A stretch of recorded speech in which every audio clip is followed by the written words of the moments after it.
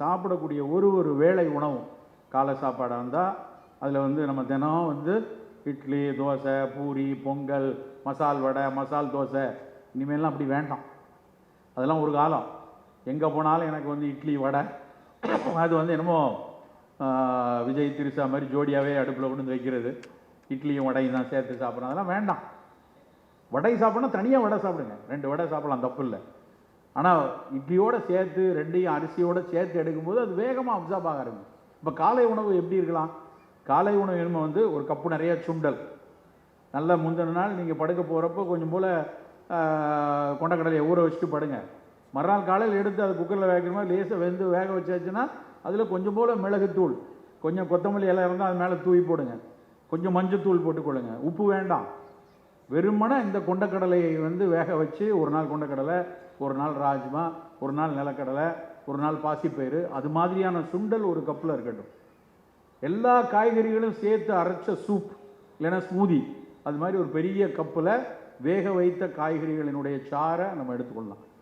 நல்ல புரதம் வேணும். முட்டை சாப்பிட்றவங்க நல்ல 2 முட்டை ஆம்லெட்டாவோ முட்டையை வேக வச்சு எடுத்துக்கொள்ளும். இல்லை சார் நான் முட்டை சாப்பிட மாட்டேன், பன்னீர் சாப்பிட்லாம்.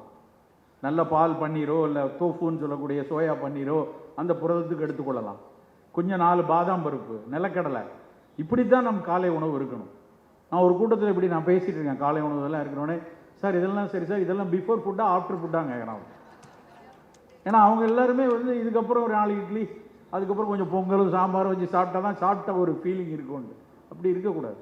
காலை உணவு இது மட்டும்தான். பசிக்குமே, பசித்தால் நம் உடல் நலமாக இருக்குதுன்னு அர்த்தம். 11 மணிக்கு நம்ம போய் நம்ம பேக்கில் ஒரு கொய்யாப்பழமோ ஒரு ஆப்பிளோ ஏதோ ஒரு பழத்தை எடுத்து சென்று, வாழைப்பழம் வேண்டாம், சர்க்கரை இருக்குது ரத்த கொதிப்பு இருக்கிறவங்க வாழைப்பழம் வேண்டாம். இல்லை எனக்கு சர்க்கரை ரத்த கொதிப்புலாம் இல்லையா, வாழைப்பழம் சாப்பிடுங்க. நல்ல நேந்திரன் வாழை, செவ்வாழை, பச்சை வாழைப்பழம், ஏதோ ஒரு பழம் அதை வந்து எடுத்துக்கொள்ளலாம். சர்க்கரை இருப்பவர்கள் வாழை வேண்டாம், கொய்யாப்பழமோ ஆப்பிளோ ஏதாவது ஒரு பழக்கூடிய சோறும் ஒன்று, நல்ல சிகப்பரிசி, நல்ல மாப்பிள்ளை சம்பா இல்லை கருப்பு கவுனி அரிசி. எதுக்காக திரும்ப திரும்ப மாப்பிள்ளை சம்பா கருப்பு கவுனியை சொல்கிறோன்னா அதனுடைய நிறம், அந்த நிறம் வந்து அதில் இருக்கக்கூடிய அந்த நிறம்ங்கிறது அந்த நிறமி சத்து, அந்த சிகப்பு நிறத்துக்கு பின்னாடி இருக்கக்கூடிய லைகோபீன், அந்த கருமை நிறம் உள்ள அந்த கருப்பு அரிசிக்கு பின்னாடி இருக்கக்கூடிய ஆந்தோசைனின், புற்றுநோய்களை எதிர்க்கக்கூடிய ஆற்றல் உள்ள சத்து அந்த ரெண்டும். இன்னைக்கு பன்னீர் திராட்சைன்னு திண்டுக்கல் யூனிவர்சிட்டி இருக்காங்க, அவங்களுக்கு தெரியும். அந்த திண்டுக்கல்லினுடைய பன்னீர் திராட்சை நம்ம எல்லாரும் ஏதோ விதையுள்ள திராட்சைன்னு ரொம்ப கீழே வைக்கிறோம். உண்மையிலேயே திராட்சையில் மிகச்சிறப்பு பன்னீர் திராட்சை தான். ஏன்னா திராட்சையினுடைய விதை, திராட்சை மேலே இருக்கிற தொலி, அதில் இருக்கக்கூடிய ரிசர்வட்டால் அப்படிங்கிற சத்து புற்று வரைக்கும் எதிர்க்கக்கூடியது. அந்த தொலியிலையும் அந்த விதையிலையும் இருக்குது. நம்ம அதை தூக்கி தூர போட்டு எனக்கு கொட்டை இல்லாத திராட்சை இருக்குமா, அது green seedless grapes, black seedless கிரேப்ஸ்னு அந்த ஹைப்ரிட் வெரைட்டிக்கு பின்னாடி போகிறோம். நான் பல நேரம் பார்ப்பேன், இந்த திண்டுக்கல் திராட்சைக்கு மட்டும் வெறும் 60 ரூபா தான் விலை, அதுக்கு 100 ரூபா. ஒரு குப்பையை 120 ரூபா கொடுத்து நம்ம வாங்குகிறோம், இதை வந்து கீழே தூக்கி வச்சுருவாங்க. மேலேயே அடுக்கி வைக்க மாட்டான், கீழே வைத்திருப்பார்கள் பழக்கடைகளில். மேல் நம்ம மாற வேண்டும் நண்பர்களே. நம்ம பேசிக்கொண்டே இருக்கிறோம், மரபை பற்றி பேசுகிறோம், மரபை பற்றி படிக்கிறோம். நம்மாழ்வார் ஐயா மாதிரி அவங்க தொடர்ந்து பயணித்து சொல்லி தான் எங்களை போன்றவர்களை உருவாக்குறாங்க. ஆனால் இன்னும் மாற மாட்டேங்குது. இன்னுமே சில வேதனையாக இருக்கிறது. ஏன் இதற்கு விலை வர மாட்டேங்குது? ஏன் நெல்லிக்காயை வீட்டில் பழத்துக்கு வாங்கிட்டு போகிறோம்? அன்றைக்கி ஒரு வீட்டுக்கு நான் போகும்போது நல்ல ஒரு கூட நிறைய, ஒரு பெரிய பை நிறைய நெல்லிக்காய் வாங்கிட்டு போனேன். பழம் வாங்கிட்டு போகிறோம் இல்லையா, நெல்லிக்காய் வாங்கிட்டு போவோம். அந்த வீட்டில் அவங்க கேட்குறது, நெல்லிக்காயை வாங்கிட்டு இருக்காங்க, இதுக்கு ஊறுகாய் போட வாங்க. அவங்களுக்கு நெல்லிக்காய்னா ஊறுகாயை தவிர வேறு ஒன்றும் தெரிய மாட்டேங்குது. நெல்லிக்காய் சாறை குடிக்கலாம், நெல்லிக்காய் சவைச்சு சாப்பிடலாம், நெல்லிக்காய் ஊறுகாய் போட்டால் அது நெல்லிக்காய்க்கு செய்கிற பாபரும் துரோகம். அது நெல்லிக்காயினுடைய அத்தனை சத்துக்களை இழந்து கூடுதலாக நோயை கொடுக்கக்கூடிய ஒரு தன்மையை அது கொண்டு வந்து விட்டுரும். நண்பர்களே, நம்முடைய மதிய உணவில் குறைவான சோறு, அது கருப்பு நிறத்தில் இருக்கக்கூடிய கவுனியோ சிகப்பரிசியோ வரகரிசி சோறோ, ஒவ்வை பாடிய விஷயம், வரகரிசியும் வழுதனங்காயும் முறமரவன புளித்த தயிரும் தா அப்படின்னு தனிப்பாடலில் சொல்லியிருக்காங்க. அவ்வளவு முக்கியமானது வரகரிசி சோறு. ஏன் வரகரிசினா அது அகெயின் லோ கிளைசிமிக், கொஞ்சம் ஹை புரோட்டீன் உள்ளது. அப்படி வச்சுப்போம். நிறைய காய்கறிகள் இருக்கட்டும், அதில் கண்டிப்பாக கீரை இருக்கட்டும். நிறைய காய்கறி, கீரை, புலால் சாப்பிடும் பொழுது மீன்கள் முதலிடம் இருக்கட்டும். முதல்ல மீன், அதுக்கப்புறம் மட்டன், அதுக்கப்புறம் கோழி. கோழின்னு வரும்போது முதல் தேர்வாக வந்து கருப்பு கோழி இருக்கட்டும். நல்ல கடக்நாத் கோழின்னு சொல்லுவாங்க, காங்கேயத்திலேருந்து வரக்கூடிய, அதை பயன்படுத்தலாம். உணவில் மிக மிக அக்கறையாக இருக்கணும். நம்ம சாப்பிடக்கூடிய உணவு தான் அடுத்த டிரான்ஸ்ஃபர். ஏன்னா தினம் தினம் செய்யக்கூடிய விஷயம். நம்ம அப்பா அம்மாவுக்கு சர்க்கரை இருக்குது, எனக்கு வரக்கூடாது என்றால் ஆரம்பத்திலிருந்தே இந்த ஒரு பயன்பாடு. இரவு உணவு 6:30 மணி 7 மணிக்கு முடிச்சிடும். 6:30 மணி 7 மணிக்கு மேலே பசித்தால் ஒரு துண்டு பழம், ஒரு கொய்யா பழமோ அதுக்கப்புறம் பசிக்காது. அந்த பழக்கம் வந்துருச்சுன்னா பசிக்காது. உலகமே இன்னைக்கு போற்றி பாராட்டக்கூடிய ஒரு விஷயமா இருக்கிறது வந்து என்ன அப்படின்னா அந்த இன்டர்மிட்டன்ட் ஃபாஸ்டிங். காலையில் 9:30க்கு ஒரு சாப்பாடு சாப்பிடுங்க, சாயந்தரம் 5:30க்கு ஒரு சாப்பாடு சாப்பிடுங்க. இதைத்தான் நம் சமூகம், தமிழ் சமூகம் காலகாலமாக செய்து கொண்டு இருந்தது. ஆனால் இன்னைக்கு ஆய்ந்து அறிந்து சொல்கிறாங்க, சர்க்கரை கட்டுப்படணுமா, புற்றுநோய் வரக்கூடாதா, ரத்த குதிப்பு குறையணுமா. ரத்த குதிப்பு நல்லா கவனமாக ஞாபகம் வச்சுக்கணும். ஏன்னா அந்த இந்தியா B7 அந்த ஆர்டிக்கிள் அவங்க கண்டுபிடிச்சிருக்காங்க என்னன்னா 30% மேலே சைலண்ட் ஹைப்பர்டென்சிவாக இருக்காங்க. நான் தெரியாது நமக்கு ரத்த குதிப்பு இருக்கான்னு நம்ம போய் மருத்துவரை பார்த்தா தான் தெரியும். மருத்துவரை பார்த்தா கூட நாங்கள் இருக்குன்னு சொன்னால் உடனே சார் இது ஒயிட் கோட் பிபி சார், உங்களை பார்த்தாலே வந்துருக்கு அப்படிங்கிறான். நம்ம என்ன பூத மாதிரியா இருக்கோம் பார்த்தா வர்றதுக்கு? வராது. ஆனால் அவர்களே தன்னைத்தானே ஏமாற்றி கொள்வது.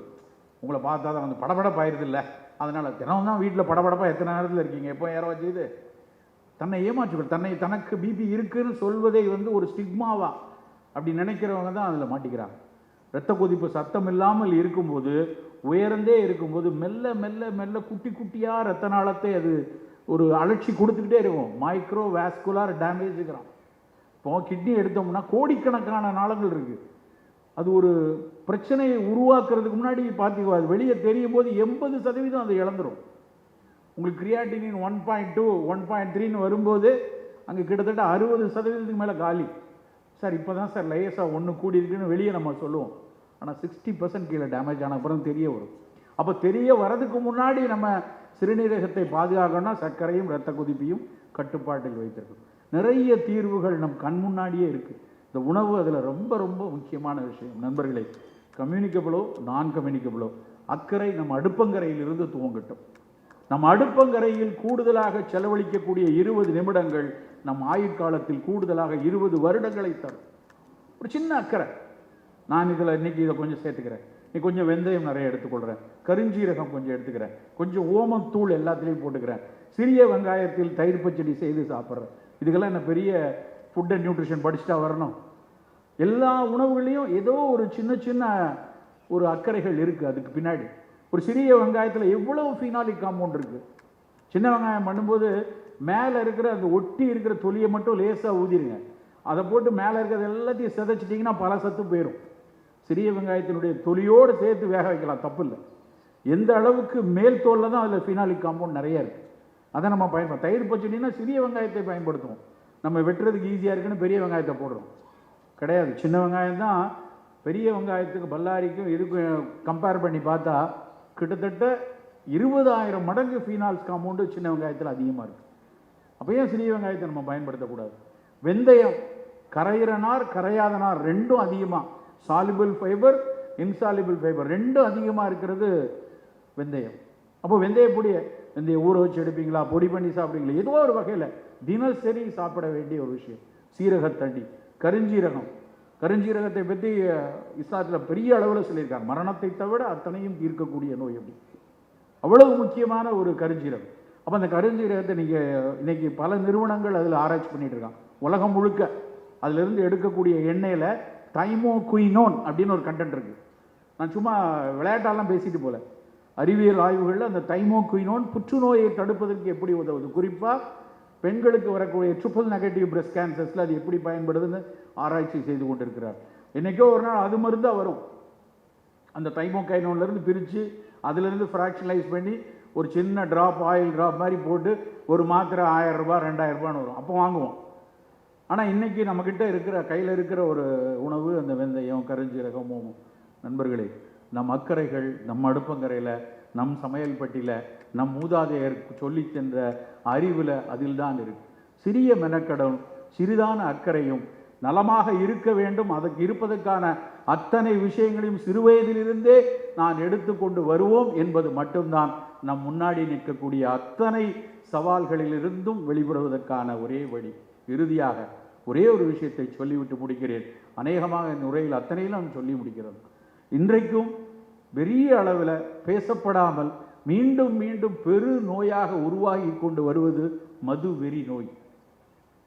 குடிக்கிறவங்க எண்ணிக்கை கூடிக்கொண்டே இருக்கிறது. அந்த புள்ளி விவரங்களை பார்க்கும் போதெல்லாம் வேதனையாக இருக்குது. இவ்வளோ லட்சம் கோடி இதில் கிடைக்குது, இவ்வளோ மது அருந்துறாங்க, இவ்வளோ மது தினசரி குடிப்பவங்க இப்படி ஆயிருக்காங்க, நினைத்தால் வேதனையாக இருக்குது. மது ஒருபோதும் உடலுக்கு நலமை செய்கிறதில்லை. சில பேர்லாம் சொல்லுவாங்க கொஞ்சமாக குடித்தா நல்லது, கொஞ்சமாக குடித்தா கெட்ட கொலஸ்ட்ரால் குறையும்னு அந்த டாக்டர் சொல்லியிருக்காருமா. அந்த டாக்டருக்கு யாரோ ஊற்றி கொடுத்துருக்காங்க, அவ்வளோதான். யார் எந்த ஒரு அறிவு எந்த ஒரு ஆய்வும் அப்படி சொல்லலை. சமீபத்தில் வந்த WHO அகெயின் தரவுகள்ல இருந்தே சொல்கிறேன், நியூ மெடிக்கல் ஜேர்னல் நினைக்கிறேன், சமீபத்திய ஆய்வு கூட சொல்லியிருக்கான். 13 வருஷம் கோஹார்ட் ஸ்டடி பண்ணி சொல்லியிருக்கான். The problem starts with the first drop of alcohol. எவ்வளோ பர்சன்டேஜ்லாம் கிடையாது, முதல் துளியிலிருந்தே ஒன்று பிரச்சனை. உனக்கு உன்னுடைய ஹெப்பாட்டிக் செல்ஸில் அந்த தகவமைப்பு இருந்தால் அந்த மது உன்னை கொல்லும், உனக்கு வந்து அந்த ஈரல் சுருக்கு நோயை தரும் என்று மறுபடி சொல்லிக் கொண்டிருக்கிறார். ஆனால் வணிகம் அதை எப்படியாவது உள்ளே தள்ளிக்கொண்டே இருக்கிறது. சாம்பார், ரசம், ஷாம்பெயின், ஒயின்னு ஒரு ஆர்டர் கொண்டு வர்றதுக்கான முயற்சியை மறுபடி வணிகம் தள்ளிக்கொண்டே இருக்கிறது. ஒருபோதும் மதுவை ஏற்றுக்கொள்ளாதீர்கள். பெண்களே, மது அருந்துபவர்களை ஒருபோதும் ஏற்றுக்கொள்ளாதீர்கள். நன்றி, வணக்கம்.